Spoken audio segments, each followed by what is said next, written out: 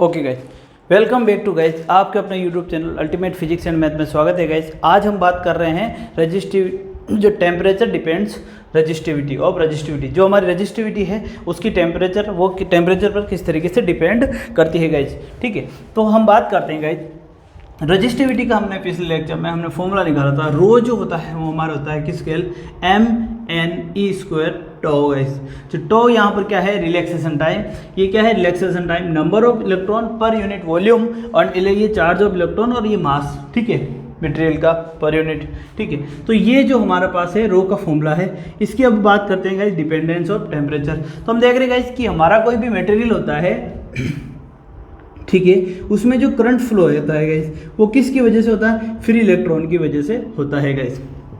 ठीक है, अब यहाँ पर हम देख पा रहे हैं गाइस, अगर हम टेम्परेचर इंक्रीज करते हैं, अगर हम मान लो करंट फ्लो होता है उसकी वजह से भी टेम्परेचर इंक्रीज होता है, या फिर आप टेम्परेचर इंक्रीज करते हो, तो अगर टेम्परेचर इंक्रीज होता है तो क्या इसके मास पर, किसी मटेरियल के मास पर कोई डिपेंड पड़ेगा, मास कम होगा या बढ़ेगा, नहीं होता। मास पर कोई भी डिपेंड नहीं, इफेक्ट नहीं पड़ता। चार्ज ऑफ इलेक्ट्रॉन इस पर भी नहीं पड़ता।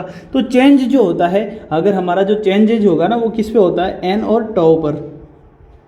ठीक है, तो एन और टो पर क्या होगा कि एन जो है नंबर ऑफ फ्री इलेक्ट्रॉन, ये क्या होते हैं, बढ़ जाते हैं, ये क्या होते हैं, बढ़ते हैं। और जो टो होता है रिलैक्सेशन टाइम, ये क्या हो जाता है, कम हो जाता है। क्योंकि जैसे ही टेम्परेचर बढ़ता है इनके बीच में जो कोलिजन होता है वो फ्रिक्वेंटली होता है, बहुत जल्दी जल्दी होने लग जाता है, जिसकी वजह से इनके बीच का जो रिलैक्सेशन टाइम है वो क्या हो जाता है, डिक्रीज हो जाता है गाइस। तो ये क्या होता है, डिक्रीज होता है। और n number of free electron in per unit volume, ये क्या होता है, इंक्रीज होता है। लेकिन गाइस जैसे जैसे टेम्परेचर बढ़ता है वैसे वैसे रिलैक्सेशन टाइम क्या होता है, कम होता है। और ये जो होता है एन, ये क्या होता है, नंबर ऑफ फ्री इलेक्ट्रॉन जो होते हैं वो क्या होते हैं, बढ़ते हैं। लेकिन विथ कंपेयर टू, अगर हम बात करते हैं इनिशियली जब टेम्परेचर मान लो कम होता है या जीरो होता है, तो हम देखते हैं कि हमारे पास नंबर ऑफ फ्री इलेक्ट्रॉन 10⁻28 होता है। इसके कंपेयर में जब हम टेम्परेचर बढ़ाते हैं तो नंबर ऑफ फ्री इलेक्ट्रॉन जो बढ़ते हैं वो बहुत ही कम बढ़ते हैं, जिनको हम नेगलेक्ट मान सकते हैं, है ना, बिल्कुल नेगलेक्ट ले सकते हैं, उनको बिल्कुल जीरो के इक्वल मान सकते हैं इसकी भाई बढ़े ही नहीं। ठीक है, क्योंकि इसके कंपैरिजन में क्या होता है, ये बहुत ही कम बढ़ते हैं। ठीक है, तो इसलिए ये इस n की जो वैल्यू होती है इसमें जो चेंजेस आता है बहुत ही कम आता है, बहुत ही जीरो के इक्वल आता है। इसलिए जो हमारा जो है रो है जो स्पेशली डिपेंड कर रहा है किससे, रिलैक्सेशन टाइम पे। और टाइम जो है रिलैक्सेशन वो क्या होगा, डिक्रीज होगा। अगर डिक्रीज होगा तो रो क्या होगी, इंक्रीज हो जाएगी। तो यहाँ पर हम क्या लिख सकते हैं गाइस कि हमारा जो है रिलैक्सेशन रो रजिस्टिविटी है वो क्या हो जाएगी, टेम्परेचर के इंक्रीज होने के साथ साथ क्या हो जाएगी, इंक्रीज हो जाएगी गाइस। तो यहाँ पर हम लिख सकते हैं एज टेम्परेचर इंक्रीज, जो हमारा टेम्परेचर है वो इंक्रीज होगा। जैसे ही हमारा टेम्परेचर इंक्रीज होगा द कोलिजन, जो हमारा कोलिजन हो वो बिकम हो जाएगा, क्या मतलब, बिकम फ्रिक्वेंटली, बहुत जल्दी जल्दी हो जाएगा। ठीक है,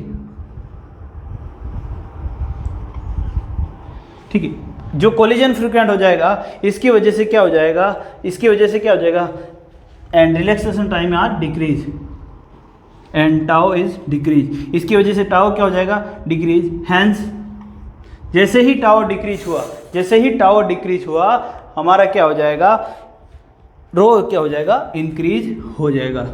ठीक है, हम देख सकते हैं अगर नीचे की कोई वैल्यू अगर डिक्रीज होती है तो ये मेन वैल्यू जो हमारी क्या होती है, इंक्रीज हो जाती है। आप मैथमेटिकली भी समझ सकते हो और वैसे भी आप समझ सकते हो गाइस।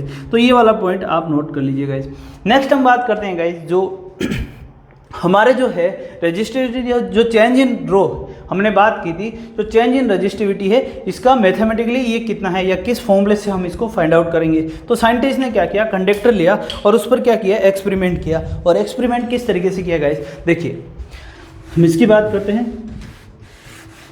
तो एक्सपेरिमेंट जब किया गया, सपोज कीजिए कि इनिशियली जब हमने टेम्परेचर या एक्सपेरिमेंट किया, जब इनिशियली एक्सपेरिमेंट किया गया तो टेम्परेचर मान लो T = 0 डिग्री सेल्सियस, या टेम्परेचर था T। ठीक है, तो टेम्परेचर हमारा था T0, बोल सकते हो कि इनिशियली जो था T0 डिग्री सेल्सियस था गाइस। इनिशियली जो हमारा कंडक्टर है इसका टेम्परेचर क्या था, T0 था। ठीक है, तो उस जब इनिशियली टेम्परेचर T0 था उस टाइम हमारी जो है रजिस्टिविटी वो क्या थी, रो नोट थी गाइस। क्या थी, रो नोट। फिर हमने बाद में देखा जैसे जैसे टेम्परेचर इंक्रीज हुआ तो चेंज इन टेम्परेचर कितना, डेल टी अगर चेंजेज हुआ टेम्परेचर में तो हमने देखा कि हमारे रो में भी चेंज हुआ, ठीक है, चेंज इन रो भी हुआ, रो में भी क्या हुआ, चेंज हुआ। अब हम बात कर रहे हैं चेंज इन रो।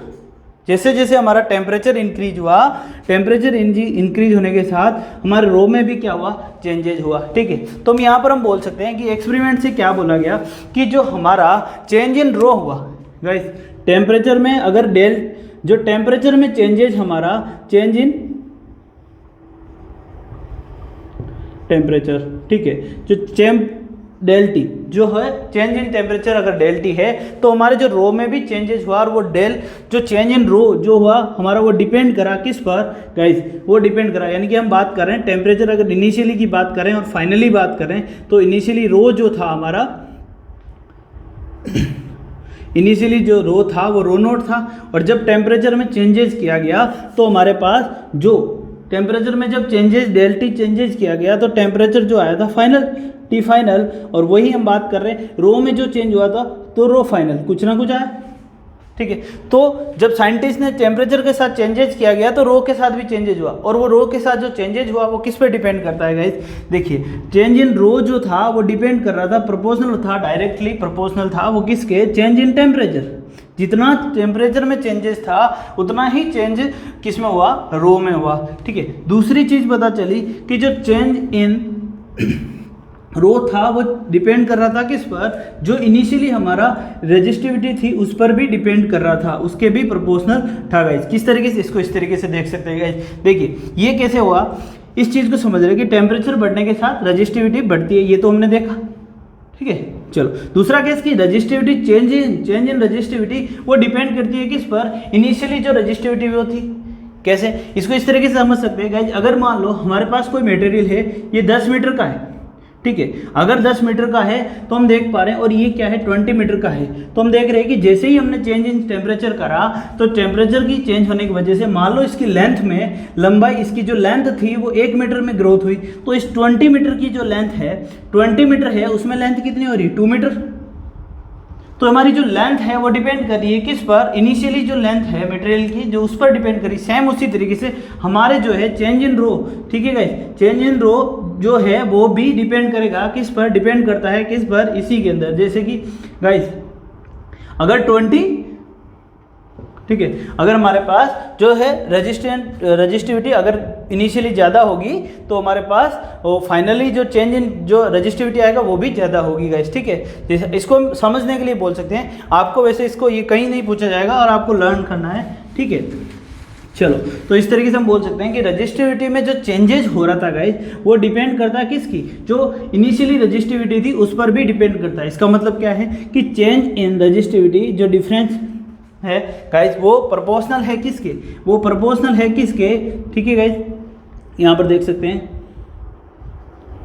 एक बार, ठीक है गाइस।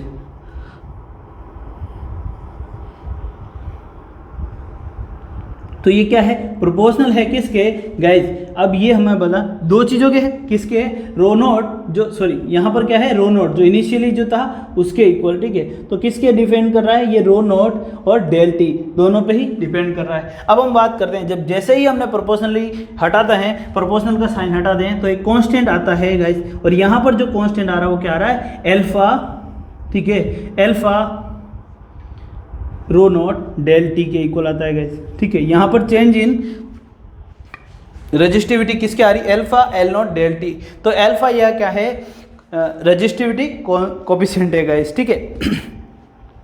यहाँ पर एक बार देखिए, इसको नोट कर लीजिए फिर आगे बात करते हैं।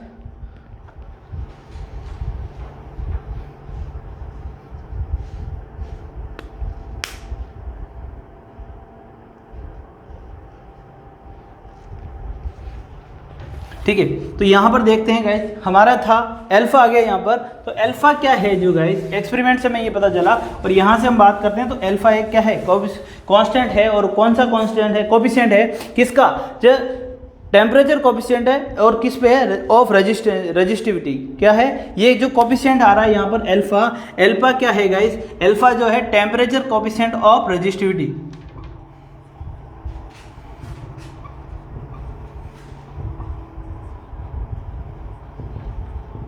ठीक है, यानी कि जो अल्फा है, जो टेम्परेचर कोफिशिएंट है वो किसका, रजिस्टिविटी का गाइस, ठीक है, यानी कि जो है चेंज इन रजिस्टिविटी वो किस पर डिपेंड करेगी, ये अल्फा पर भी डिपेंड करती है गाइस, यहाँ तक नोट कर लीजिए। अब बात करते हैं गाइस, देखिए यहाँ पर तो हमारे पास क्या आ गया, ये डेल रो जो था वो क्या था, alpha del naught into del t.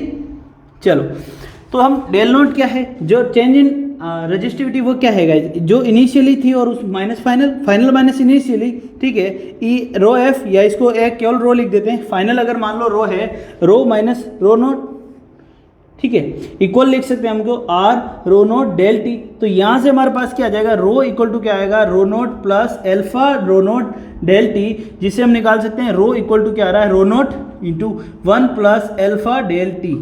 यानी कि चेंज इन जो है रजिस्टिविटी वो डिपेंड कर रहा है किस पर, हमारे पास देखिएगा चेंज इन रजिस्टिविटी वो डिपेंड किस पर कर रहा है, रो नोट जो क्या है इनिशियली रजिस्टिविटी है, और चेंज इन टेम्परेचर, और अल्फा क्या है resistant temperature coefficient of resistivity है गाइस, ठीक है।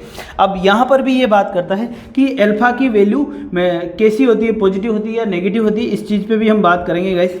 तो यहाँ पर देखिए रो इक्वल टू क्या आया, rho naught equal to 1 plus alpha del t. ये कहाँ से आया, किस तरीके से आया, आपसे ये नहीं पूछेगा, वैसे हम 11th में ये पढ़ाते हैं गाइस, और यहाँ पर हम बात कर रहे हैं rho equal to rho naught into 1 plus alpha del t. ये एक इंपॉर्टेंट फॉर्मूला है, यहाँ से क्वेश्चन न्यूमेरिकल पूछ सकते हैं गाइस, ठीक है।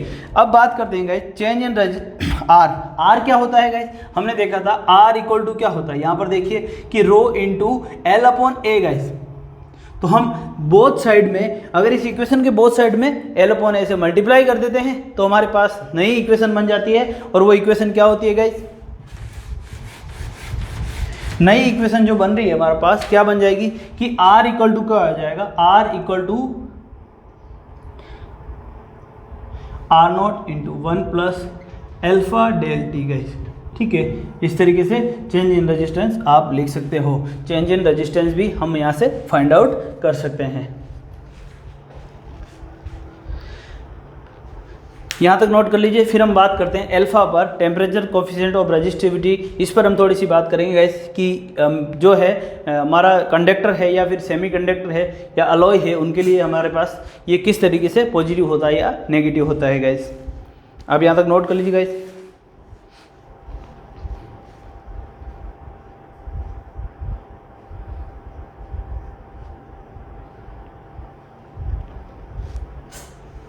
तो बात करते हैं हम गाइस अल्फा की। अल्फा क्या है हमारे पास, टेम्परेचर कोफिशिएंट ऑफ रेजिस्टिविटी, ठीक है। चलो गाइस हम resistivity, temperature coefficient of resistivity की बात करते हैं गाइस। तो देखिए अल्फा की जो वैल्यू है इन केस ऑफ सेमी कंडक्टर या मेटेलिक कंडक्टर जब हम लेते हैं गाइस, तो इन केस ऑफ दो केस बनेंगे। First in case of metallic conductor, in case of metallic conductor जो है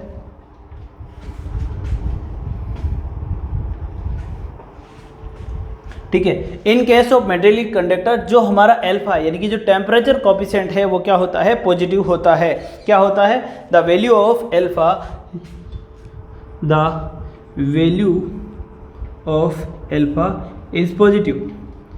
पॉजिटिव क्यों होती है गाइस कि value of alpha is positive, क्यों होती है पॉजिटिव, क्योंकि देखिए गाइस कि कंडक्टर जो होता है, मेटेलिक कंडक्टर है, उसका टेम्परेचर बढ़ने के साथ साथ रेजिस्टेंस बढ़ता है। और ये कब बढ़ेगा, जब अल्फा पॉजिटिव होगा तभी हमारा रेजिस्टेंस क्या होगा, बढ़ेगा। तो इसलिए कहते हैं कि in case of metallic conductor the value of alpha is positive. और in case of semiconductor, तो सेमी कंडक्टर में हम देखते हैं गाइस कि जैसे जैसे टेम्परेचर बढ़ता है, सेमी कंडक्टर में टेम्परेचर बढ़ने के साथ साथ रेजिस्टेंस क्या होता है, कम होता है, ठीक है। चलो तो इन केस ऑफ सेमी कंडक्टर, जब बात सेकंड केस आता है, इन केस ऑफ सेमी कंडक्टर, यानी कि अगर हमारा जो है मेटल जो है वो कैसा है, सेमी कंडक्टर।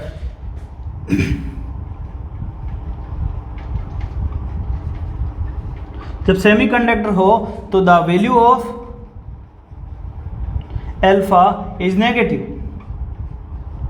ठीक है। सेमीकंडक्टर में, अगर सेमीकंडक्टर का यहाँ पर ध्यान रखना गाइस कि अगर आपके पास जो कंडक्टर है वो कैसा है, सेमीकंडक्टर है, तो आपसे पूछ सकता है कि सेमीकंडक्टर के लिए जो टेम्परेचर कोएफिशिएंट ऑफ रेजिस्टिविटी है वो कैसा होगा, पॉजिटिव होगा या नेगेटिव होगा। तो वो कैसा होता है गाइस, नेगेटिव होता है। नोट कर लीजिए गाइस। अगर आप इसकी रो की हम निकाल दें, अल्फा इक्वल टू, आप अल्फा की निकाल सकते हो क्योंकि हमें पता है डेल रो इक्वल टू क्या होता है यहाँ पर, यहाँ जैसे कि हमने फाइंड आउट किया था कि अल्फा रो नॉट और डेल टी, तो यहाँ से अगर अल्फा की वैल्यू निकाल सकते हैं या यूनिट निकालना चाहते हो तो del rho upon del l rho naught del T guys. अब अगर बात करते हैं हम इस तरीके से हम इसकी यूनिट निकाल सकते हैं और हम बोल सकते हैं गाइस कि हमारे अगर पास सपोज कीजिए कि इनिशियली जो हम यार रेजिस्टिविटी ले रहे हैं 1 यूनिट लेते हैं, 1 ओम लेते हैं, और इसी तरीके से जो चेंज इन रेजिस्टिविटी है वो भी 1 है, तो हम बात कर सकते हैं अल्फा जो होगा वो प्रोपोर्शनल होगा किसके, तो alpha is a proportional in del T. ठीक है, चलो तो हमारा अल्फा जो है वो क्या है, प्रोपोर्शनल है। अब यहाँ पर बोल सकते हैं ये है, या फिर आप सीधा सा बोल सकते हैं ये दोनों अगर 1 है, यहाँ पर आप बोल सकते हैं अगर हम बात करें इनिशियली, अगर हम बात करते हैं यहाँ पर कि अगर आपसे हम बोल रहे हैं कि भाई ये जो है इनिशियली जो हमारा रो है वो क्या है 1 ओम है, और हमारा जो टेम्परेचर में चेंज है 1 डिग्री सेल्सियस है, दोनों ही 1 है, तो हम बोल सकते हैं कि हमारा जो है अल्फा है वो क्या है, डायरेक्टली प्रोपोर्शनल है किसके, रो चेंज इन रो। ठीक है गाइस, रेजिस्टिविटी, ठीक है, चेंज इन रेजिस्टिविटी हो जाएगा, क्योंकि जब हम इसकी अगर आप डेफिनेशन बनाना चाहते हो तो हम दोनों के इसको क्या कर लेंगे, 1 नीचे वाले को दोनों को 1 ले लेंगे, और हमारी जो है चेंज जो कोएफिशिएंट है वो डायरेक्टली प्रोपोर्शनल है किसके, चेंज इन रेजिस्टिविटी। ठीक है गाइस, चलो यहाँ तक नोट कर लीजिए। फिर हम बात करते हैं नेक्स्ट रजिस्टर की गाइस। अब एक चीज़ है, यहाँ पर एक इंपॉर्टेंट ग्राफ पूछा जाता है गाइस, यहाँ पर एक ग्राफ भी पूछा जाता है हमसे कि अगर आपसे पूछा जाए कि एक अलॉय और एक जो कंडक्टर है उसका टेम्परेचर के साथ जो रेजिस्टिविटी है ना उसका ग्राफ पूछा जाता है कि ग्राफ बताइए, तो वेरिएशन ऑफ रेजिस्टिविटी भी पूछी जाती है। क्या पूछी जाती है गाइस, वेरिएशन ऑफ रेजिस्टिविटी। हम बात कर रहे हैं किसकी गाइस, वेरिएशन ऑफ रेजिस्टिविटी की। अब रेजिस्टिविटी, वेरिएशन ऑफ रेजिस्टिविटी, चलो गाइस, तो वेरिएशन ऑफ रेजिस्टिविटी की बात करते हैं हम।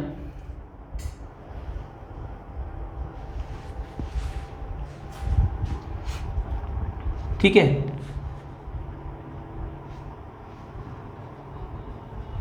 चलो अब बात करते हैं guys, let we discuss variation of resistivity. अगर टेम्परेचर हो किस में, हमारा केल्विन में हो, टेम्परेचर किस में हो, केल्विन में हो, और हमें क्या है ग्राफ से शो करना है कि जो हमारा कंडक्टर है, या फिर हम बात कर सकते हैं किसी भी मेटेलिक कंडक्टर की, उसका जो है टेम्परेचर के साथ उसकी ग्राफ जो है वेरिएशन किस तरीके का होगा गाइस, उसका जो वेरिएशन है वो किस तरीके का होगा। ठीक है गाइस, चलो हम बात करते हैं, ये है रो।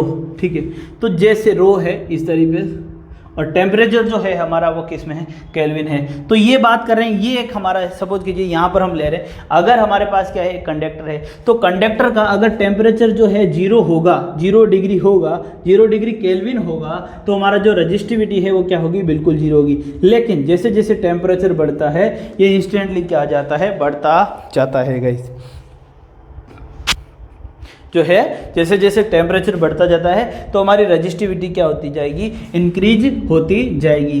ठीक है, तो अगर आपसे ये मान लो कि ये है कॉपर, ठीक है, हमारे पास क्या है कॉपर, ठीक है, तो ये कैसा है, एक कंडक्टर है गाइस, कैसा है, कंडक्टर है, और ये है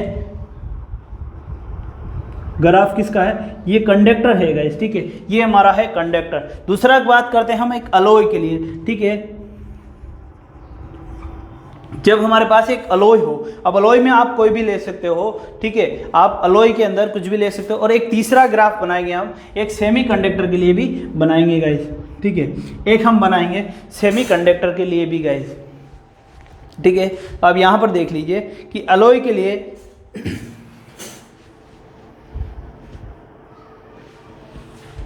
तो यहाँ पर बात करते हैं अलॉय की। अलॉय क्या होता है गाइज? अलॉय कैसा मटेरियल होता है? दो मिक्स मटेरियल्स होते हैं गाइज, जी ना, ठीक है। दो अलग अलग वेराइटी को मिक्स करके अलॉय मटेरियल बनाया जाता है गाइज। उसका ग्राफ किस तरीके से होता है कि एक फिक्स टेम्परेचर तक इस पर डिपेंड नहीं करता है गाइज, ठीक है, इस तरीके से बनेगा। और तीसरा जो आता है गाइज, इसमें आप कोई भी एग्जाम्पल लिख सकते हो। अब यहाँ से नॉर्मली जो आपसे पूछा जाता है वो नाइक्रोम का पूछा जाता है गाइस। नॉर्मली आपसे कॉपर और नाइक्रोम के बीच में ये जो वेरिएशन डिफाइन किया जाता है या पूछा जाता है नाइक्रोम, ठीक है, तो नाइक्रोम लिख सकते हो गाइस। चलो, तो और दूसरा आता है केस, अगर रो और ये टेम्परेचर है गाइस और सेमीकंडक्टर, जो रो और टेम्परेचर यहाँ पर बात करते हैं, अगर हमारे पास सेमीकंडक्टर हो, कैसा हो? सेमीकंडक्टर, हमारा जो मेटल है वो कैसा हो? सेमीकंडक्टर हो, तो उसमें जो रो है गाइस वो टेम्परेचर के बढ़ने के साथ साथ वो क्या होता है गाइस? टेम्परेचर के बढ़ने के साथ साथ वो क्या होता है? कम होता है गाइस। टेम्परेचर के बढ़ने के साथ साथ वो क्या होता है? कम होता है गाइस। तो तीनों के लिए जो आप वेरिएशन देख सकते हो कि अलॉय के लिए, कंडक्टर के लिए और सेमीकंडक्टर के लिए जो टेम्परेचर के साथ रो का जो वेरिएशन है वो इस तरीके से डिपेंड कर सकता है गाइस, ठीक है। इस तरीके से आप ग्राफ से शो कर सकते हो कि भाई टेम्परेचर बढ़ने के साथ साथ इसमें क्या होता है? रो बढ़ता है, इसमें कम होता है, और इसके अंदर एक फिक्स टेम्परेचर यानी कि जो फिक्स होती है उसके साथ फिक्स रजिस्टिविटी होती है, उससे आगे बढ़ता है। क्योंकि ये क्या होता है? मिक्सर होता है। ये एक बहुत ही अच्छे तरीके के मटेरियल होते हैं जिसको आप केमिस्ट्री में पढ़ोगे गाइस। केमिस्ट्री का जो है सॉलिड स्टेट, उस चैप्टर के अंदर आप इनको अच्छी तरीके से सेमीकंडक्टर और उनको पढ़ोगे। और सेमीकंडक्टर यानी कि पीएन जंक्शन जो होते हैं शायद, जी के गाइस, यहाँ पर पीएन जंक्शन लिख सकते हो, यानी कि जो पीएन जंक्शन है इनका ग्राफ भी सेमीकंडक्टर में आते हैं। हम आगे नेक्स्ट चैप्टर में पढ़ेंगे आगे सेमीकंडक्टर के बारे में और पीएन जंक्शन वगैरह के बारे में, ठीक है। तो सेमीकंडक्टर जब हम देखते हैं गाइस, सेमीकंडक्टर इस तरीके से मटेरियल होते हैं, उनके अंदर क्या होता है? टेम्परेचर बढ़ने के साथ साथ उनमें क्या होता है? करंट का फ्लो क्या होता है? बढ़ जाता है गाइस। इनकी उनकी रो क्या होती है? कम हो जाती है, और उनमें करंट का फ्लो क्या हो जाता है? बढ़ जाता है गाइस, ठीक है।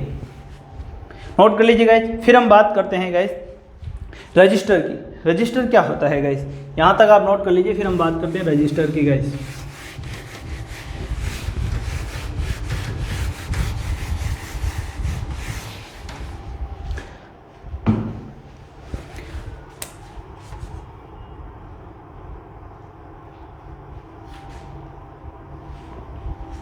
ठीक है, अब हम बात कर रहे हैं किसकी गाइस? रजिस्टर की।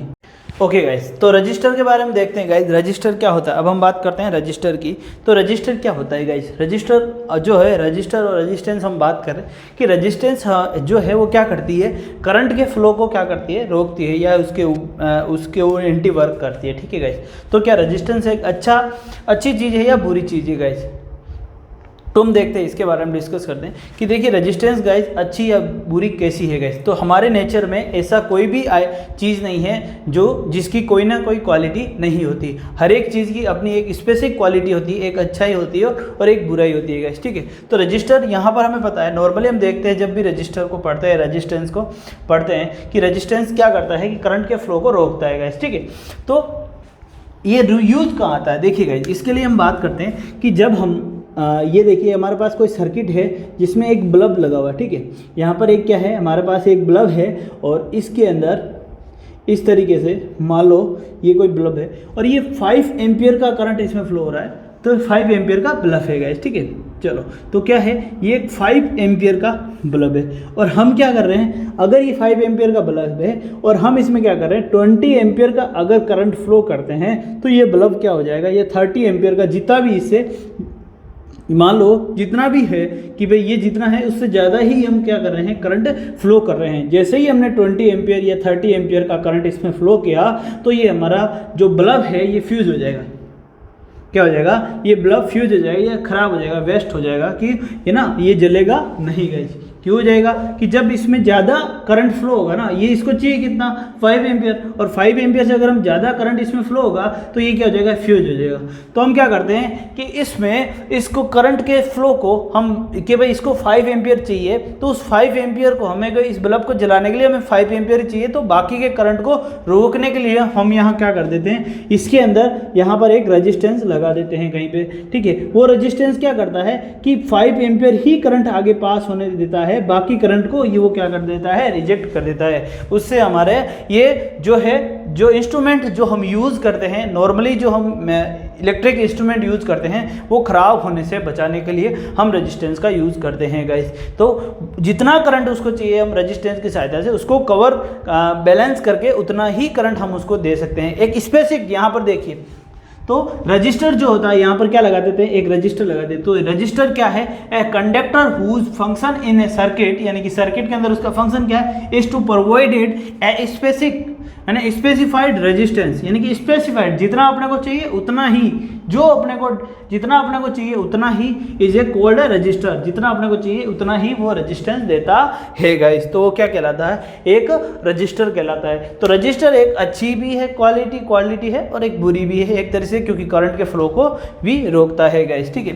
तो अब देखते हैं रजिस्टर क्या होता है। नॉर्मली हम जो यूज करते हैं रजिस्टर के टाइप की बात करते हैं गाइस। रजिस्टर कितने प्रकार का होता है, टाइप ऑफ रजिस्टर, ठीक है। तो रजिस्टर कैसी एक रजिस्टर क्या है, a conductor whose function in a circuit, यानी कि किसी सर्किट के अंदर जिसमें हम रजिस्टर को लगाते हैं उसका फंक्शन क्या है, to provided a specific resistance, यानी कि एक स्पेसिफिक रेजिस्टेंस देता है, ताकि इतना रेजिस्टेंस दे कि उसमें जितना उस हमारे बल्ब को या फिर हमारे जो भी इंस्ट्रूमेंट हम यूज कर रहे हैं जितना करंट उसको चाहिए वो उतना ही करंट उसमें दे रहा है। हमें जो स्पेसिफिक चाहिए यानी कि उस इंस्ट्रूमेंट को जितना स्पेसिफिक करंट चाहिए जितना उसके हिसाब से वो रेजिस्टेंस क्या करता है, बैलेंस कर देता है। तो उसी को हम क्या बोलते हैं, रजिस्टर बोलते हैं, ठीक है।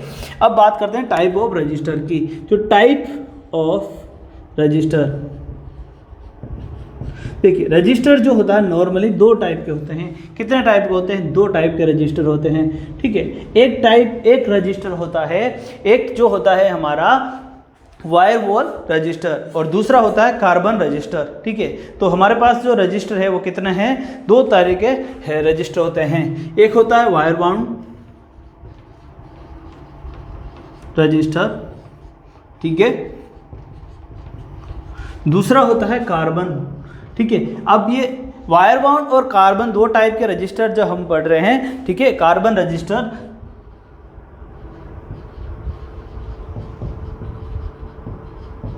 तो दोनों ही रजिस्टर की अपनी अपनी एक स्पेसिफिक क्वांटिटी पॉजिटिविटी और नेगेटिविटी होती है गाइस। देखिए सबसे पहले वायर बाउंड रेजिस्टेंस होता है और दूसरा कार्बन रेजिस्टेंस होता है गाइस। तो वायर बाउंड रेजिस्टेंस में क्या होता है, ये इस तरीके से होता है गाइस। एक मेटल के ऊपर एक वायर लपेटा हुआ होता है गाइस, एक अलॉय वायर लपेटा हुआ होता है गाइस, ठीक है। क्या होता है इसमें, क्या होता है गाइस, एक अलॉय वायर लपेटा हुआ होता है, ठीक है। इस तरीके से एक अलॉय वायर इस पर क्या होता है, लपेटा हुआ होता है, ठीक है गाइस। चलो तो अलॉय वायर को क्या होता है, इस पर लपेटा हुआ होता है। अब ये इसकी क्वालिटी क्या होती है गाइस, ये जो होता है ये किस पर डिपेंड करता है, ये रेजिस्टेंस जो होता है, इसमें जो रेजिस्टेंस होता है वो डिपेंड करता है किसके, इस अलॉय वायर की लेंथ पर। किस पर, ये जो अलॉय वायर है ना, यहाँ पर ये जो वायर है जो लपेटा हुआ होता है इसकी लेंथ पर डिपेंड करता है। ये किसका है, रजिस्टिविटी ऑफ रेजिस्टेंस इस मेटल, जो ये मेटल है ना इसके वायर पर डिपेंड करती है, ठीक है। इसके एक तो किस तीन चीज़ पर डिपेंड करती है, एक इसके वायर के लेंथ पर, नंबर वन किसका है, लेंथ पर, ठीक है, वायर की लेंथ, ठीक है। यहाँ पर लिख ले डिपेंडेंसी ऑफ ए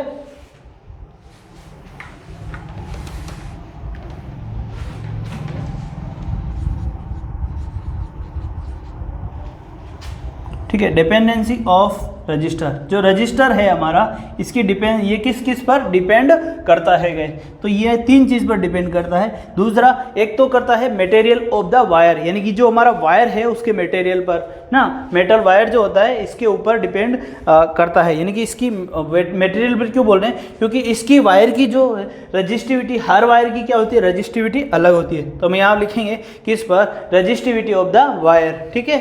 तो पहला डिपेंड करता है किस पर, resistivity of metal wire, metallic wire. जो हमारा वायर है उसकी रजिस्टिविटी, जो हमारी जो रजिस्टिविटी है वो किस पर डिपेंड करती है, जो हमारा मेटल वायर जिसको हमने इस पर लपेटा है गाइस, उसकी जो रजिस्टिविटी है उस पर डिपेंड करता है गाइस। दूसरा क्या होता है, इसकी लेंथ पर, जो वायर की जो लेंथ है ना गाइस, उस पर भी ये डिपेंड करता है गाइस। ये किस पर डिपेंड करता है, मैं इधर से रफ कर रहा हूँ गाइस, ये किस पर डिपेंड कर रहा है। दूसरा क्या होता है, दूसरा केस इसका होता है किस पर ये डिपेंड कर रहा है, लेंथ ऑफ वायर।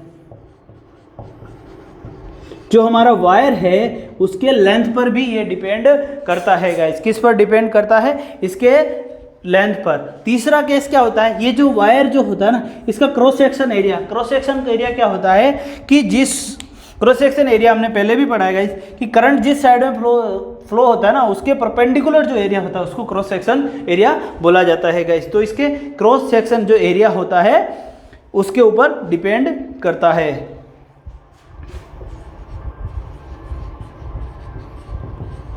ठीक है, जो हमारा cross section area of the wire इस पर भी डिपेंड करता है गाइस। एरिया ऑफ वायर जो है हमारा, जो वायर है उसके क्रॉस सेक्शनल एरिया पर भी डिपेंड करता है। ठीक है, यहाँ पर एक चीज़ और ध्यान रखना, यहाँ पर हम नोट लिख देते हैं गाइस कि नोट लिख के हम लिख देते हैं कि जो हमारा ये रेजिस्टेंस होता है, ये रजिस्टर जो होता है वो टेम्परेचर के ऊपर डिपेंड नहीं करता है। ये टेम्परेचर के लिए इनसेंसिटिव होता है गाइस। ये किसके लिए इनसेंसिटिव होता है, टेम्परेचर इनसेंसिटिव होता है, इनसेंसिटिव। ठीक है, ये टेम्परेचर के लिए क्या होता है, इनसेंसिटिव होता है, यानी कि टेम्परेचर बढ़ने के साथ इसके रेजिस्टेंस की वैल्यू में कोई चेंजेज नहीं आता है गाइस। अभी बात समझ, तो ये क्या है, टेम्परेचर इनसेंसिटिव होता है गाइस। तो ये चीज़, अब इसकी क्या है, इसकी कमी है गाइस हमें इस, ये चलो ये हमने बना लिया, तो हमें कार्बन रजिस्टर की जरूरत क्यों जरूरत पड़ी गाइस कि ये रजिस्टेंस की इसकी कुछ लिमिटेशन होती है कि एक तो इसकी साइज़ बहुत बड़ी होती है। तो अगर हम छोटे इंस्ट्रूमेंट बनाते हैं, जैसे रिमोट हो गया, बल्ब हो गया, इस छोटे इंस्ट्रूमेंट में हम इस रजिस्टर को या कोई भी छोटा आइटम हो गया, इसको कंप्यूटर वगैरह में या इलेक्ट्रिकल जो मेडिकल इंस्ट्रूमेंट बनाते हैं उनमें यूज कर सकते हैं। इनकी एक्यूरेसी ज़्यादा होती है, अच्छी होती है, ठीक है, पर इनकी साइज़ बड़ी होने के बाद के कारण इनको छोटे इंस्ट्रूमेंट में यूज नहीं कर सकते। इसलिए हमें किसकी जरूरत पड़ी, कार्बन रेजिस्टेंस की। किसकी जरूरत पड़ी, कार्बन रेजिस्टेंस की। देखिए कार्बन रेजिस्टेंस क्या होता है, एक सिलेंड्रिकली शेप का रेजिस्टेंस होता है, एक सिलेंड्रिकली शेप जो होता है इसका होता है रेजिस्टेंस का।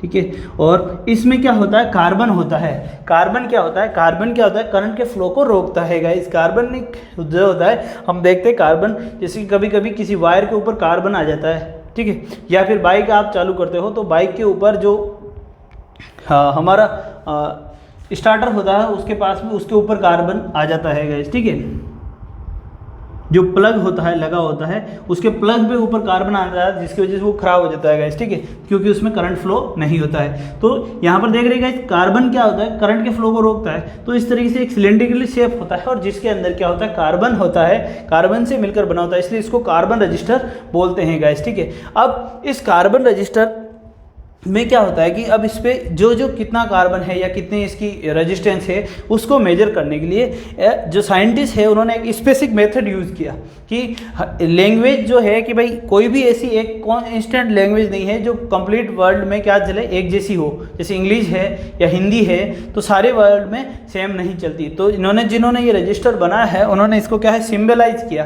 कि इस सिंबल से आप आराम से समझ सकते हो, चाहे आप किसी भी लैंग्वेज में पढ़ते हो या करते हो। ठीक है, तो उसमें क्या होता है कि इसमें इस तरीके की कुछ लाइनें बनी होती है, ठीक है, बैंड जिनको बोलते हैं, इस तरीके से और इस तरीके से, जैसे 3 यहाँ और 1 यहाँ बैंड होता है जिसको हम बैंड बोलते हैं। ठीक है, वो क्या बताता है कि ये रजिस्टर जो है हमारा कितने ओम का है या कितना इसकी कैपेसिटी है, कितनी इसमें एरर है, कि जो इसका रेजिस्टेंस है वो कितना वेरिएबल है, कितना इसमें भाई एरर कितना है ना, टर्बुलेंस कितना है इसमें, कि भाई 100 ओम का रेजिस्टेंस बोल के ये 105 रेजिस्टेंस दे रहा है ना, 105 दे रहा है, या फिर 90 दे रहा है, 100 की बजाय 110 दे देता है, या फिर 90 दे रहा है। तो वो जितनी एरर है वो भी इसमें डिनोट की जाती है गाइस। इन डायग्राम को समझ लीजिए, इनके ऊपर अलग अलग कलरफुल लाइन्स खींची जाती है गाइस। ठीक है,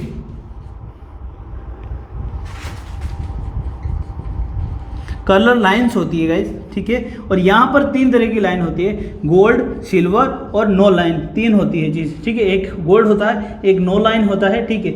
अब ये चीज़ देखिए यहाँ पर, ये तीनों इसकी कैपेसिटी के बारे में बताता है कि कितने ओम का ये रेजिस्टेंस है गाइस, ठीक है। और ये जो बताता है कि इसके अंदर कितनी एरर है, इस रेजिस्टेंस के अंदर कितनी एरर है, यानी कि रेजिस्टेंस कोडिंग बोलते हैं, जो इसके अंदर कितनी एरर है, 5% है या 10% है। जैसे कि अगर गोल्ड है, गोल्ड का मतलब देखो, गोल्ड क्या होता है, ज़्यादा अच्छा मानते हैं, इसका मतलब क्या है कि कम एरर, ज़्यादा अच्छा मतलब कम एरर। तो गोल्ड के हिसाब से अगर इसमें 5% एरर है या टर्बुलेंस है, तो हम बोल सकते हैं गाइस कि कितना है इसमें जो टॉलरेंस जो है कितना है, 5% है गाइस, ठीक है। और 5% टॉलरेंस हो या फिर तब तो ये जी लिखा आएगा,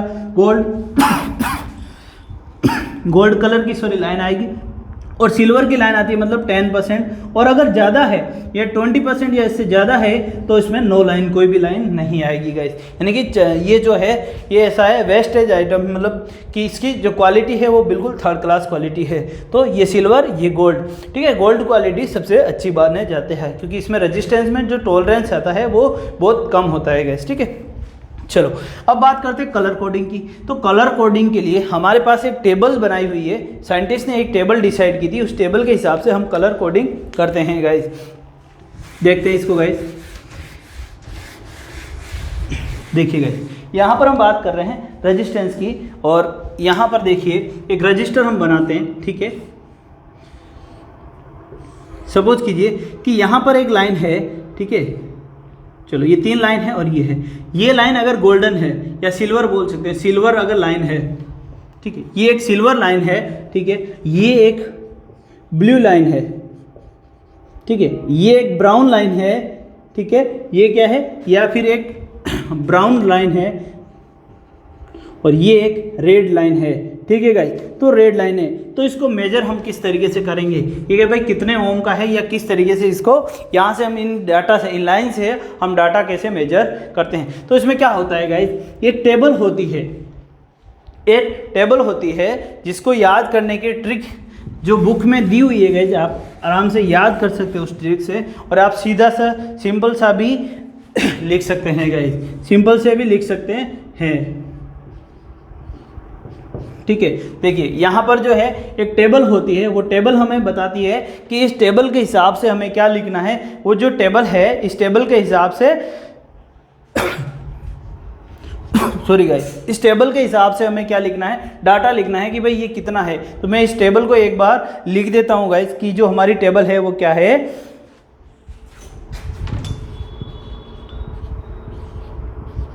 इस तरीके से ये हमारी है बीबी रॉय जीबी VGW, ठीक है, इस तरीके से है, ठीक है।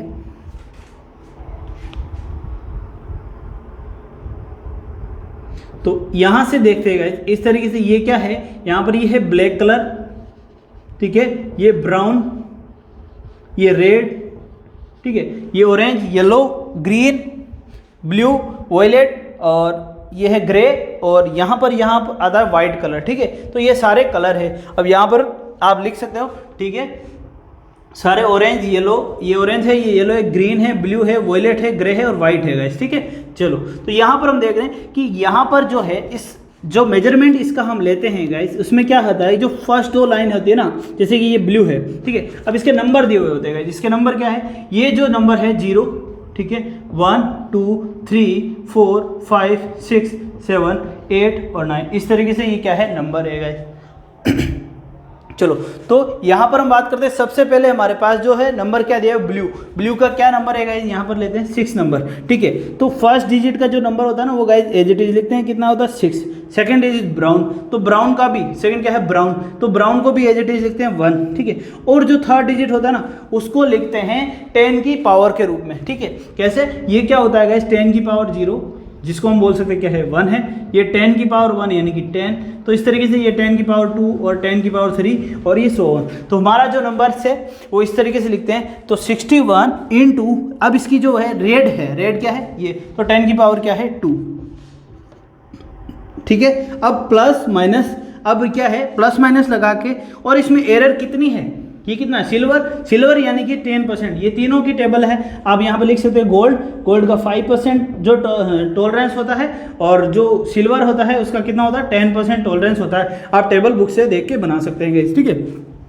तो जो टॉलरेंस होता है, जैसे यहाँ पर सिल्वर है तो कितना परसेंट का टॉलरेंस है, ये परसेंट है 10%, ओम ये हमारी क्या हो जाएगी यूनिट हो जाएगी, मतलब कितने का ये है, इससे हमारे डिकोडिंग हो जाएगी। आप इसी तरीके से अलग अलग कोडिंग के यहाँ पर ध्यान रखने के लिए ये दो जो होती है लाइन्स वो होती है क्या नंबर्स होते हैं डायरेक्ट बताता है, और तीसरा जो होता है इनकी 10 की पावर को बताता है गाइज। और ये जो लाइन होती है वो हमारे क्या बताती है टॉलरेंस को बताती है गाइज। तो इस तरीके से हम किसी भी रजिस्टर को हम इसकी कोडिंग कर सकते हैं गाइज, नोट कर लीजिए गाइज।